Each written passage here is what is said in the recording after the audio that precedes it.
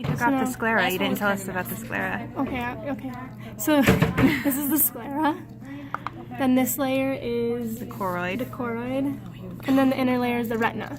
So now, there's an anterior cavity and a posterior cavity. So within the anterior cavity, there's the anterior chamber. So that's going to be from the cornea to the iris, and then the posterior chamber is going to be from the iris to the lens, which is this. So, and in that region, there's going to be aqueous humor.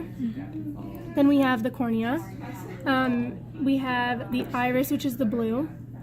And then we have the pupil, which is the hole in between it, in the middle of it. Okay, then the posterior chamber, which is between the iris and the lens. That also has aqueous humor. This is the lens. So, okay, then there's the suspensory ligaments and the ciliary body. The white is the suspensory ligaments, and the ciliary body is what's holding it. So it's kind of hard to see, but I have a picture right here. So this is the ciliary body and then the ligaments. The ligaments as white. Yeah.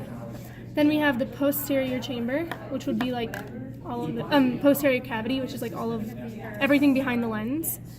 So we said the 3 layers. Within the retina are photoreceptors, which we can't see in here. But there's the rods and cones, which are the most posterior, then the bilateral, which are the interneurons, the bipolar, which are the interneurons, and then the ganglion layer. Okay, optic disc would be here, number 4, I think that is. And then the optic nerve would go through it back to the brain. Then we have the fovea, which is inside of like the hole in here. So that's where we focus, and that has the most cones. And then around it, so the white region is the macula lutea, and that's going to be outside of the fovea.